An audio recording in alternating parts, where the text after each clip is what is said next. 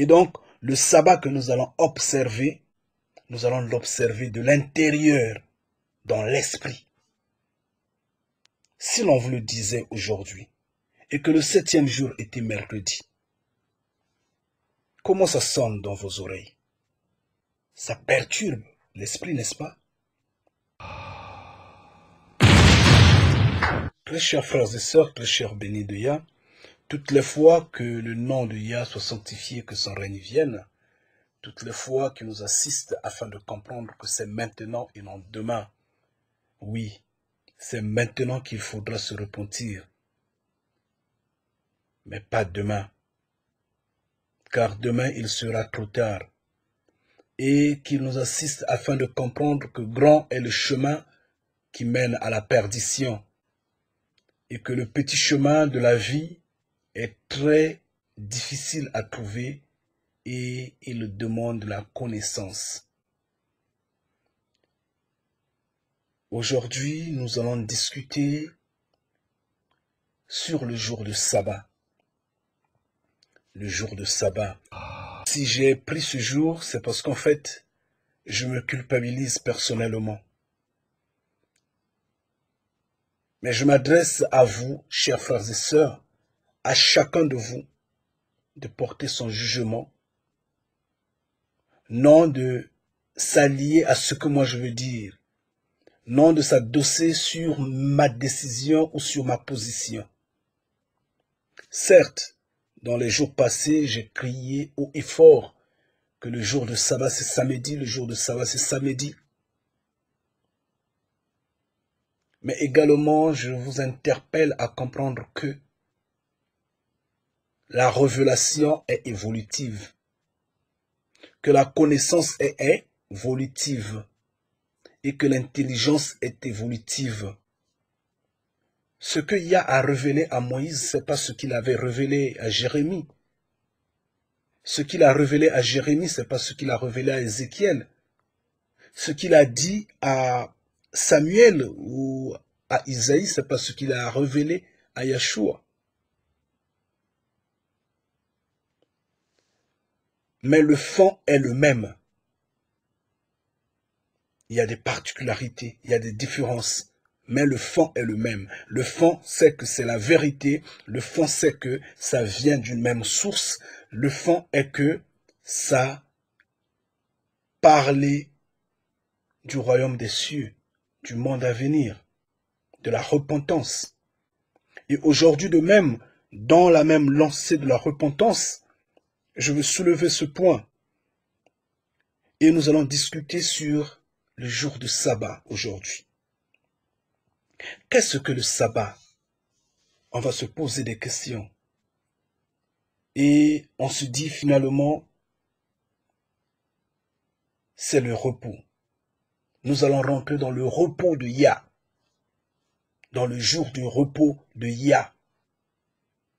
Le jour où notre Créateur, notre glorieux Père s'était reposé.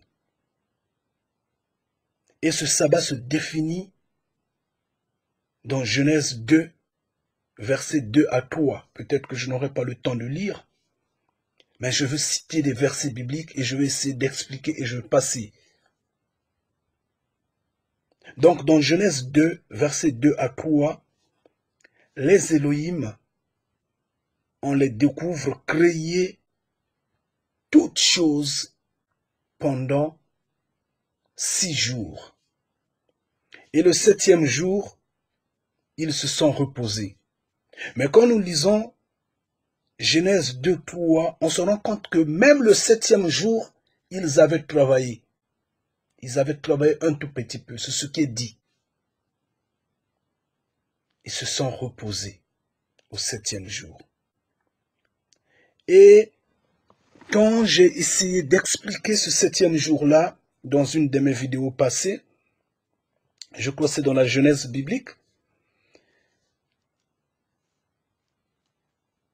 j'ai fait comprendre qu'au 7e jour, les Elohim s'étaient reposés, non comme serait un repos tel, mais c'était une façon d'observer la création, de voir les anomalies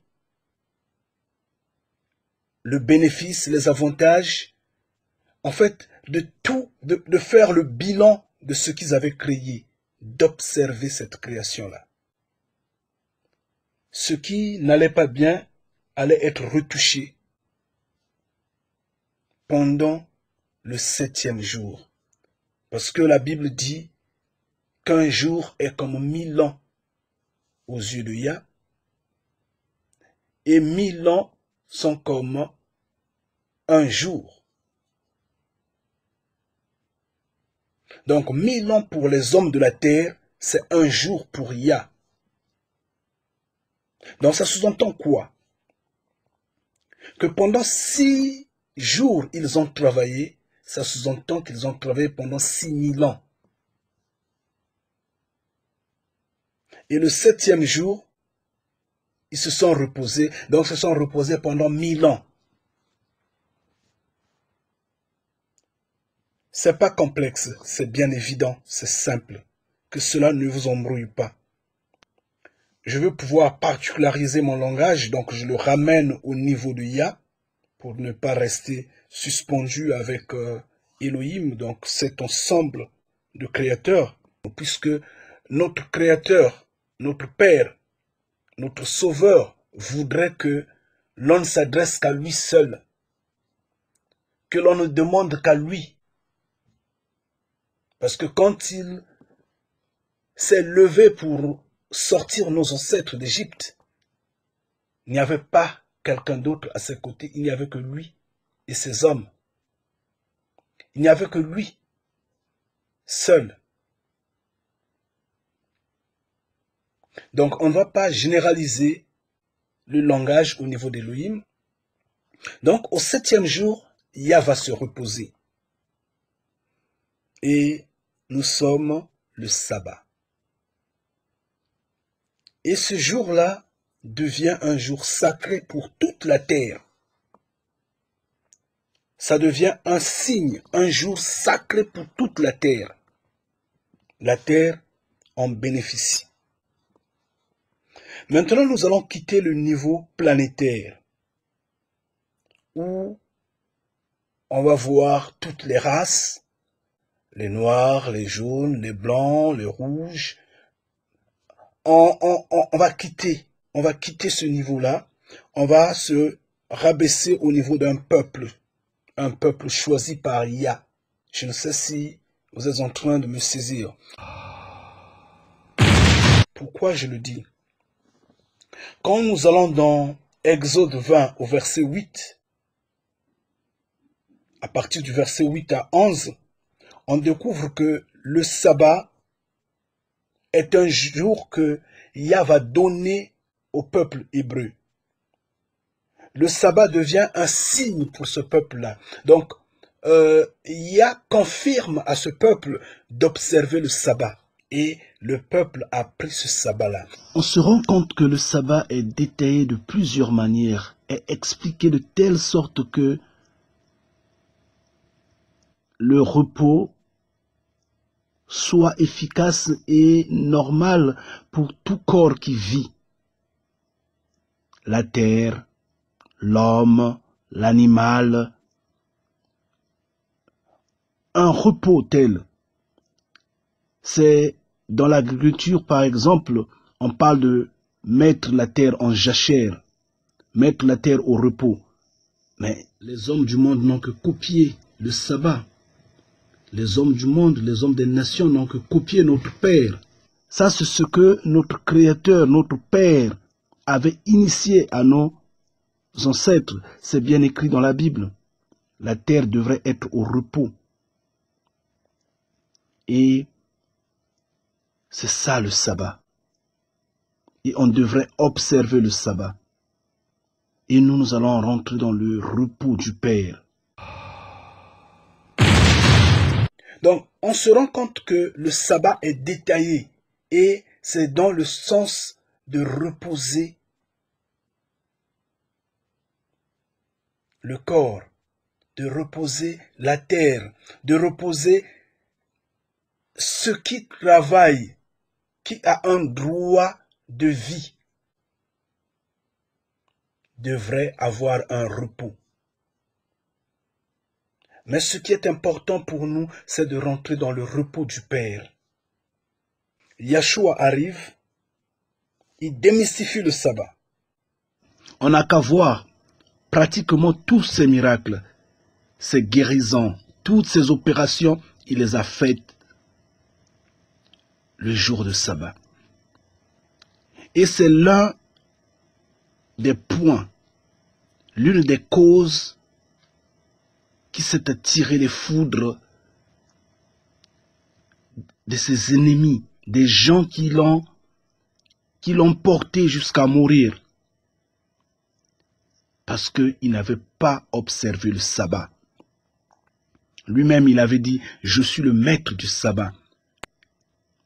Celui qui observe le sabbat mieux que autre, il a détruit le sabbat.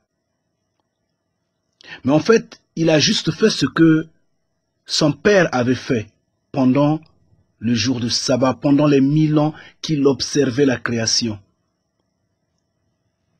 Quand il y avait quelque chose qui avait des anomalies, il refusait, il refixait. Et Yeshua vient, travaille le sabbat. Il guérit les malades le sabbat. Et c'est cela. Comme preuve, on peut prendre Luc 14, verset 5. Yeshua démystifie le sabbat. Il nous prouve que pendant le sabbat, on peut travailler. Pendant le sabbat, on peut tout faire sans tabou, sans crainte. Mais le sabbat doit être observé. Il insiste, il dit, qui n'observe pas le sabbat ne verra pas le Père. Là, il le dit dans l'évangile, dans l'épître de Thomas. Dans l'épître de Thomas, il insiste, il dit, qui n'observe pas le sabbat ne verra pas le Père. Mais quelque part, il dit, si votre brebis ou votre enfant tombe dans un trou au jour du sabbat, est-ce que vous n'allez pas le remonter? Vous n'allez pas lui donner la vie? Vous allez le faire. Ce n'est pas parce que c'est sabbat que vous allez observer votre enfant mourir. Justement, s'il est venu démystifier le sabbat, c'est parce que la manière dont nos ancêtres observaient le sabbat ne plaisait pas à Yah. Yah, pendant le jour de sabbat, avait travaillé lui-même. Il avait observé la nature. Il avait observé l'évolution de ce qui a été créé. Il avait fait ce bilan-là. Il avait fait ce rapport-là. Mais pourquoi pas nous qui avions été créés? Et il nous donne cette grâce par Yeshua. Donc Yeshua vient, brise le sabbat. Le sabbat n'est plus une obligation telle.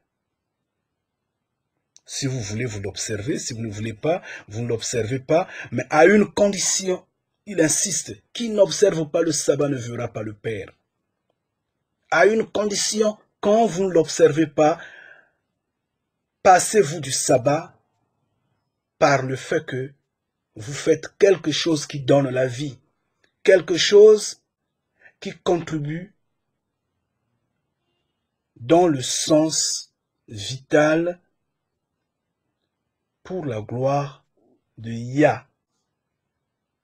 Car tout ce qui respire glorifie, bénit Yah. Maintenant, si vous passez le sabbat juste pour s'harmoniser avec le diable, là ça devient autre chose. Je dirais donc commettre l'adultère, boire la boisson, fumer, des choses comme ça, tout, aller seulement glorifier les hommes de nation, là ça devient autre chose. Donc, Yeshua brise le sabbat. La confirmation vient avec Colossiens 2, verset 16, où on nous dit que personne ne vous juge sur le sabbat. Que personne ne vous juge. sur le sabbat. Et dans Galates 4, versets 9 à 10, ici, ça semble être une façon de nous dire d'observer, en fait, de ne pas observer, de ne pas accorder un crédit, de ne pas perdre du temps à discuter autour des jours, autour des dates, autour des fêtes des hommes de nation, bien sûr. Mais je dirais que le sabbat est inclus. Je pourrais le dire, oui, le sabbat est inclus. Mais Yeshua insiste, dit, qui n'observe pas le sabbat ne verra pas le Père. Oui, nous n'allons pas observer les jours. Moi, je dirais les jours des hommes des nations. Nous n'allons pas observer les fêtes. Nous n'allons pas observer, nous n'allons pas discuter autour du sabbat, je ne sais de quoi et quoi, comme Romains 14, verset 5 dit, soyez comblés. Arrêtez de discuter des jours, car tous les jours sont pareils. Tous les jours sont pareils. Ce n'est pas une confusion après tout. Romain ne vient que confirmer ce que Galate a dit, ce que Colossiens dit, ce que Yeshua dans Luc a dit. Romain vient le confirmer. Il dit tous les jours sont pareils, ne vous disputez pas pour les jours. Donc si vous avez travaillé lundi, alors pourquoi ne pas travailler samedi? Si vous avez travaillé mardi, pourquoi ne pas travailler dimanche? Après tout, nous prions dans le secret. Yah est en nous. Nous prions dans le secret. Et Yah dit qu'il a donné le jour de sabbat comme serait un signe entre lui et le peuple hébreu. Donc cela sous-entend quoi? Que partout où les Hébreux allaient être dans le monde, le jour de sabbat allait être symbolisé. Non peut-être pas symbolisé, mais au moins ce jour-là allait avoir un impact sur l'homme, sur la nature. Or, qu'est-ce que nous remarquons? Nous remarquons que les Hébreux sont éparpillés de par le monde, malheureusement sans connaissance. Nous remarquons que les usurpateurs nous ont imposé un jour de sabbat que nous ne connaissons pas. Moi de même, j'ai dit, le jour de sabbat c'est samedi. Je l'ai dit. Est-ce que en ce temps, quand je l'avais dit, Yah me l'avait révélé? Point d'interrogation. Est-ce qu'en ce temps, quand je l'avais dit, ce n'était pas la rage de dénoncer juste le jour du dimanche qui a été fomenté comme serait le jour de sabbat? Peut-être. Mais néanmoins, j'avais dénoncé le jour de dimanche. Et je m'incline devant tous ceux à qui me suivent depuis toujours, qui ont pris comme conscience du jour de sabbat étant samedi. Parce que moi j'ai dit, samedi c'est le jour de sabbat. Je m'incline devant tout ce monde-là. Mais ici dans Ézéchiel 20 au verset 8, Yah insiste que ce jour-là est un signe qu'il a placé entre le peuple hébreu et lui. Très chers frères et sœurs, très chers bénis de Yah, la Bible nous dit La nature elle-même ne vous enseigne-t-elle pas? La Bible nous dit de renouveler nos connaissances, de ne pas nous agripper à ce système de choses, à la connaissance de ce monde-là. On doit le dépasser, on doit renouveler la connaissance. Et nous allons discuter un tout petit peu. Nous allons essayer d'identifier le jour de sabbat, vous et nous, vous et moi aujourd'hui. Si on ne peut pas, on le laisse tomber comme il est écrit. Tous les jours sont pareils. Ne discutez pas à propos des jours. De toutes les façons, nous sommes appelés à prier tous les jours sans répit. Nous sommes appelés à glorifier notre glorieux Créateur. C'est suffisant. De même, je me suis vu égaré dans ce sens-là. Et aujourd'hui, je vous emmène ce débat-là, ce sujet-là entre vos mains. Discutons, réfléchissons, demandons le Père qu'il nous guide, qu'il nous assiste.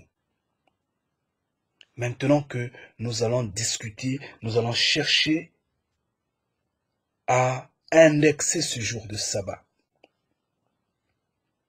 Il est dit dans Ézéchiel 20 au verset 12 que ce jour-là est un signe que Yah a placé au milieu de son peuple. Ce jour-là est un signe, ce jour de sabbat.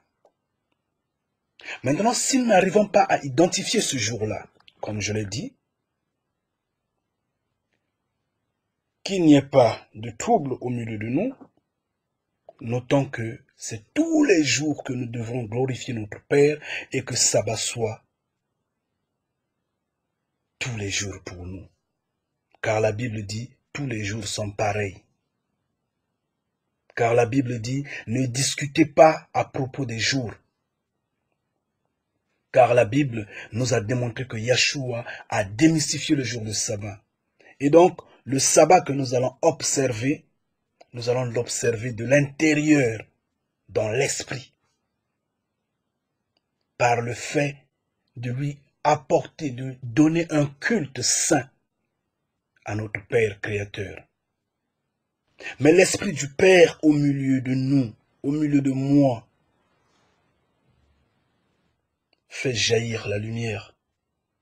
Si l'on lisait les jours de la semaine comme serait, le premier jour étant jeudi, vendredi le deuxième, samedi le troisième, dimanche le quatrième, lundi le cinquième, mardi le sixième, et que le septième jour était mercredi. Comment ça sonne dans vos oreilles? Si l'on vous le disait aujourd'hui, ça perturbe l'esprit, n'est-ce pas? C'est vrai que le système des choses de ce monde-là a été établi de telle sorte que nous vivons dans la confusion totale. Tout a été bouleversé. Tout a changé. Nous sommes ancrés dans un système qui fait que nous ne pouvons pas, il devient impossible pour nous de créer un nouveau monde, un nouveau rythme, une nouvelle façon de vivre. Non, tout a été canalisé. Nous sommes devenus comme seraient des robots. Et on est ancré dans ce système-là qu'on ne peut pas changer. Nous ne pouvons pas nous détourner de ce système-là, c'est vrai. Mais Yah est notre protecteur. Par sa grâce, par sa préscience, il nous a déjà déliés du jour de sabbat. Il nous a déjà déliés de ce système qui a été déjà corrompu. En brisant le jour de sabbat par Yeshua, en révélant que tous les jours sont pareils, en disant que ne discutez pas pour des jours, Yah nous a déjà déliés de ces chaînes des hommes du monde. Mais le jour de sabbat, le vrai jour de sabbat, semble être mercredi. Pourquoi je le dis? Dans nos villages en Afrique, nos grands-pères ne vend pas aux champs les mercredis. Dans nos villages en Afrique, les mercredis, le commerçant ne vend pas. Le commerçant qui insiste de vendre vend à un faible rendement. Dans nos villages, en fait je parle village et ville, donc je veux dire dans nos pays, dans notre continent, dans notre grand pays Afrique, le jour de mercredi semble être un jour mort. Il n'y a pas d'activité qui tienne en totalité. Bien que, selon le calendrier qu'on nous présente, c'est un jour officiel, mais les choses ne marchent pas totalement du tout. Même le corps humain le ressent, la fatigue, quand on partait à l'école, quand on partait au boulot.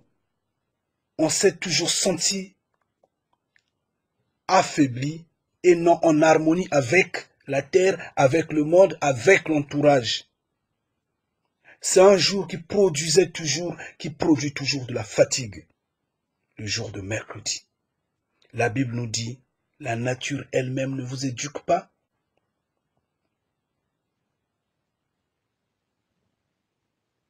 Dans nos sociétés en Afrique, le jour de mercredi, c'est un jour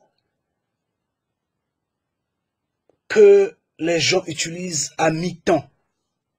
Nombreux ne sont pas actifs ce jour-là. Ils sont à la maison, ils se reposent.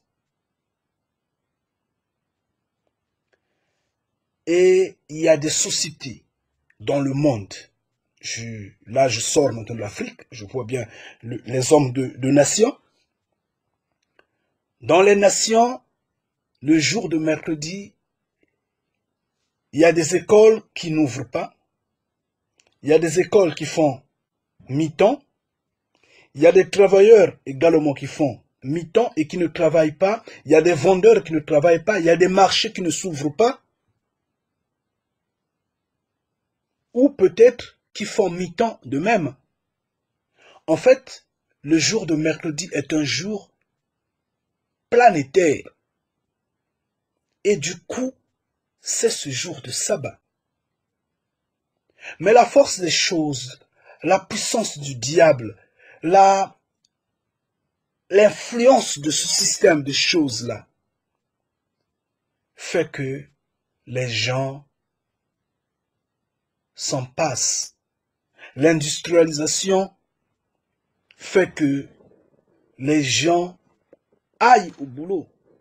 Parce que c'est la force de l'argent. L'oligarchie impose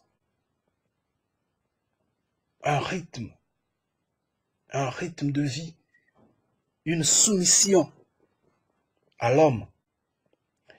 Comme je pourrais dire, Rome, en falsifiant toutes ces choses-là, a voulu que les gens soient totalement perdus, que l'humanité s'égare totalement. Donc, il fallait tout briser.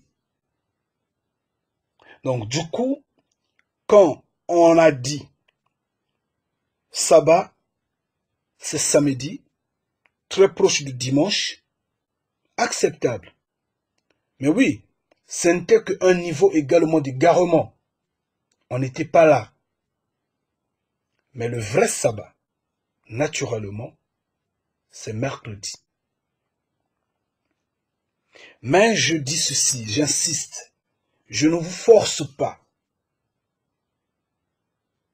de croire et d'accepter ce que j'ai dit.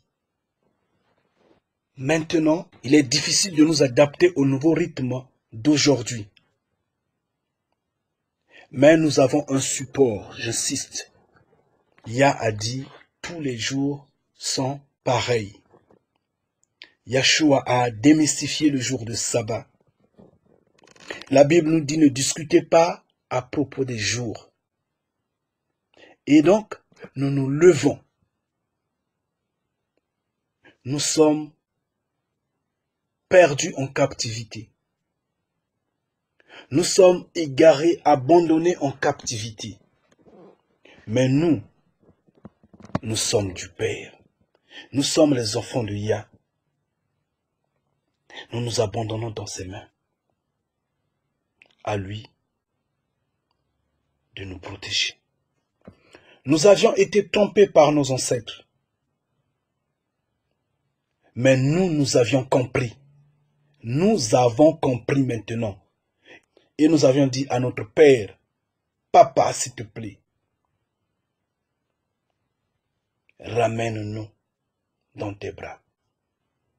Guide-nous avec fermeté. Pardonne le mal de nos ancêtres. Veille sur nous et élève-nous. Et Yah va nous élever. Nous avons la victoire. Je le sais. Je le proclame haut et fort. Nous avons la victoire. Yah est avec nous. Il nous guide. Nous connaissons. Faisons comme si nous ne connaissons pas. Méditons. Prions de telle sorte que Yah se manifeste puissamment. Donc, vous allez continuer à observer le jour de sabbat comme d'habitude. Si mercredi, vous allez au boulot, allez au boulot. Parce qu'en fait, nous sommes dans une société qui nous a imposé ce rythme-là. Nous allons, mais sachant au fond de nous que ce jour-là, c'est ce jour-là. Et nous louons Yah. Nous le louons. Nous le remercions. Et Yah va codifier, va cantonner, va compter ce jour-là pour vous. Il va le compter pour nous. Donc du coup, en ce qui me concerne, j'insiste, je suis sorti